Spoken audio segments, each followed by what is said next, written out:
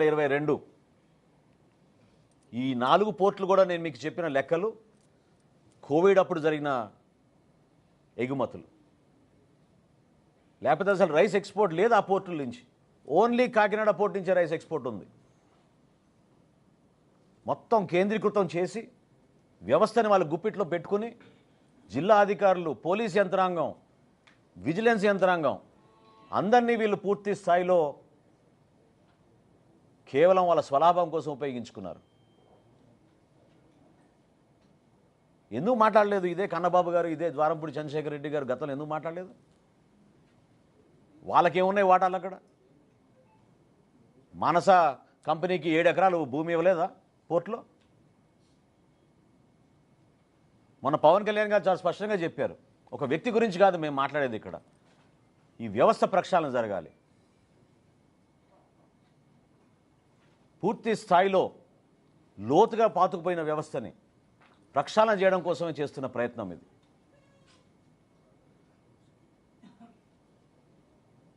Media మిత్రులకు అందరూ తెలుసు, పుంఖాలుగా మీరు రాస్తూ ఉన్నారు. గతంలో ఎప్పుడైనా ఈ విధంగా బియ్యం సేకరణ జరిగేదా? ఒక వ్యవస్థను ఏర్పాటు చేశారు.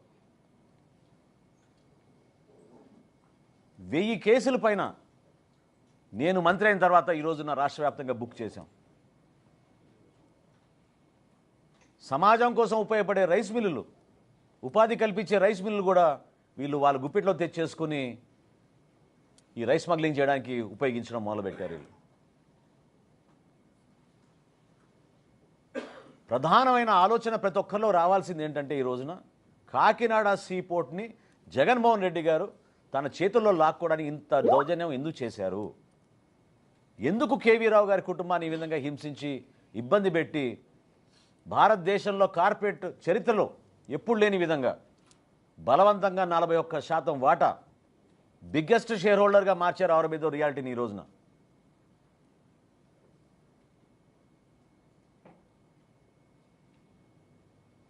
దీని వెనుక ఎవరున్నారో ఇప్పుడు ప్రజలకు అర్థం అవ్వాలి. ఖచ్చితంగా సమగ్రమైన విచారణ జరుగుతోంది. గౌరవ ముఖ్యమంత్రి గారు కూడా చాలా స్పష్టంగా ఆదేశించారు, ఈ స్మగ్లింగ్ మాఫియాని, రైస్ స్మగ్లింగ్ మాఫియాని ఎట్టి పరిస్థితుల్లో కూడా మనం ఈ రాష్ట్రం నుంచి తొలగించాలి. కష్టమైన పని, కానీ నిజాయితీగా నిలబడుతున్నాం, పోరాటం చేస్తున్నాం. ఒక ఉప ముఖ్యమంత్రిగా అంత దూరం ప్రయాణం చేసి వాస్తవాలు తెలుసుకోవడానికి ఆయన చేసిన ప్రయత్నాన్ని మనస్ఫూర్తిగా నేను అభినందిస్తున్నాను. ప్రజలు కూడా అర్థం చేసుకోవాలి, రిస్క్తో కూడిన అంశం. ఒక బోట్ ఎక్కి ఏదైతే వెసల్ మొన్న సీజ్ చేశారో అక్కడ 640 మెట్రిక్ టన్నుల పీడిఎస్ రైస్గా నిర్ధారించామని చెప్పి కలెక్టర్ గారు చెప్పారు. పర్సనల్గా వెళ్ళి చెక్ చేద్దామని చెప్పి మేము చేసిన ప్రయత్నం ఆ రోజు కుదరలేదు. ఒక చిన్న బోట్ ఎక్కి సముద్రంలోకి వెళ్ళాల్సిన అవసరం ఏమొచ్చిందని నేను అడుగుతున్నాను. ప్రజల కోసం, సమాజానికి మేమిచ్చిన ఒక నమ్మకం, ఒక పార్టీ అధ్యక్షుడిగా, రాష్ట్రానికి ఉప ముఖ్యమంత్రిగా పవన్ కళ్యాణ్ గారు తీసుకున్న నిర్ణయం అంతిమంగా ఏదైతే గతంలో మేము ప్రతిపక్షంలో ఉన్నప్పుడు మాట్లాడి ప్రజలకి మేలు చేస్తామని చెప్పామో ఆ అంశాలపైన పోరాటాని కోసం ఎప్పుడూ ఈ విధంగా నిలబడతాం. ఇందులో ఎవరికి ఎటువంటి అనుమానాలు రావసరం లేదు. ప్రభుత్వంలో ఖచ్చితంగా అక్కడున్న వ్యవస్థని మార్చడానికి కోసం కొన్ని నిర్ణయాలు తీసుకుంటాం. ప్రక్షాళన జరగాలి, జరుగుతుంది కూడా. అదేవిధంగా అంతిమంగా ఇంత అద్భుతమైన పథకం సామాన్యులకి, ప్రజలకి అందించాల్సిన ఈ బియ్యం ఈ విధంగా దళారుల చేతిలోకి వెళ్ళిపోయి ఇంత నష్టం కలిగించినప్పుడు అరికట్టాల్సిన బాధ్యత కూడా మా పైన ఉంటుంది.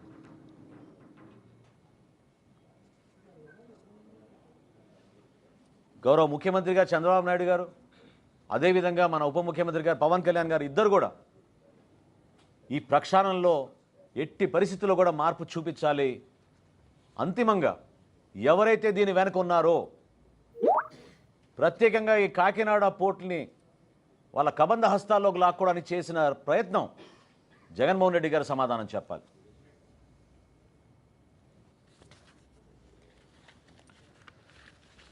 Thank you.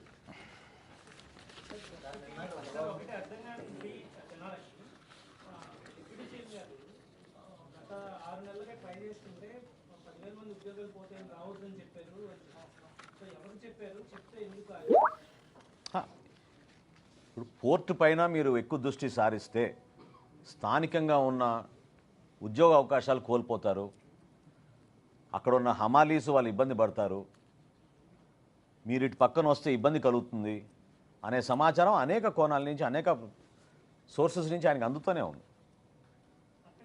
కానీ మీరు అర్థం చేసుకోవాల్సింది ఏంటంటే వేచి చూశారు. సమయం సందర్భాన్ని బట్టి పవన్ కళ్యాణ్ గారు రియాక్ట్ అవుతారు. సమాచారం అందింది, సమాచారం అందినంత మాత్రాన తొందరపడలేదు. దానిపైన అవగాహన తెచ్చుకొని ఇది వాస్తవం కాదా తెలుసుకుని అప్పుడు రియాక్ట్ అయ్యారు ఆయన.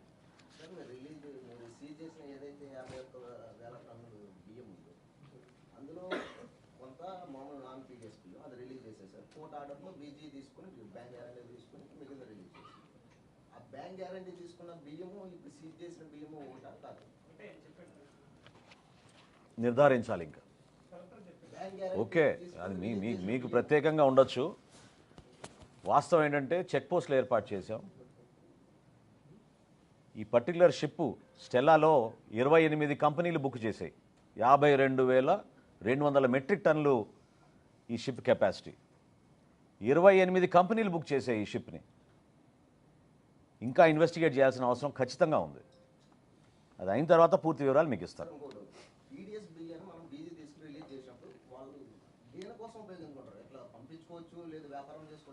అంటే ఎసెన్షియల్ కమోడిటీస్ చట్టంలో ఏముందంటే ఆహార ధాన్యాలని మనం సీజ్ చేసినప్పుడు బియాండ్ 6 months ఉంచకూడదు. ఎందుకంటే అంతిమంగా అది ప్రజలకు ఉపయోగపడాల్సిన పదార్థం కాబట్టి వాటిని మనం వేరే రోజుల్లో దాచిపెడితే మళ్ళీ కుళ్ళిపోతాయి, నిరుపయోగంగా మారుతాయనే ఉద్దేశంతో గౌరవ కోర్టు అట్లా ఆ విధంగా ఆర్డర్స్ ఇచ్చారు. ఎవరైనా సరే అంటే మేము కూడా ఆక్షన్ చేసేస్తాం. పౌర సరఫరాల శాఖ నుంచి కూడా ఆక్షన్ చేస్తాం సీజ్ చేసిన బియ్యాన్ని. అది రూల్, అది ఎసెన్షియల్ కమోడిటీస్ యాక్ట్లో అది రూల్.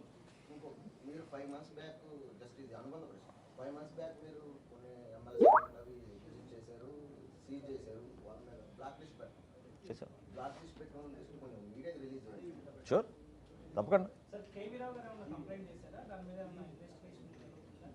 నాకు తెలియదు, నా దృష్టికి నా దగ్గర ఉన్న ఇన్ఫర్మేషన్ అది చేయాలి, ఎంక్వైరీ చేయాలి. అదే కదా నేను కోరింది. ఖచ్చితంగా దీనిపైన సమగ్రమైన ఎంక్వైరీ జరగాలి. ఏ విధంగా 41.12% కాకినాడ సీపోర్ట్స్ లిమిటెడ్ దగ్గర నుంచి బలవంతంగా లాక్కుని ఆరోబిందో రియాలిటీకి అప్పచెప్పారో దానిపైన సమగ్రమైన విచారణ జరగాలి.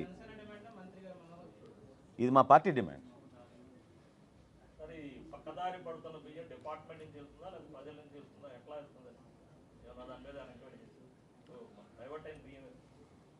అంటే నేను చెప్పిన దాంట్లో మీరు ఇంకొంచెం లోతుగా అర్థం చేసుకోవాలి. గతంలో ఇటువంటి వ్యవస్థ ఎప్పుడు లేదు. ఇప్పుడు గ్రామాల్లో వార్డులో వీళ్ళు ఈ వ్యవస్థను ఏర్పాటు చేసి ఏదైతే గవర్నమెంట్ సరఫరా చేస్తుందో ఈ బియ్యాన్ని వీళ్ళు సేకరించుకుని ఈ MDU వ్యాన్ల ద్వారా ఒక సెంటర్ పాయింట్కి తోలుకుని అక్కడి నుంచి జాతీయ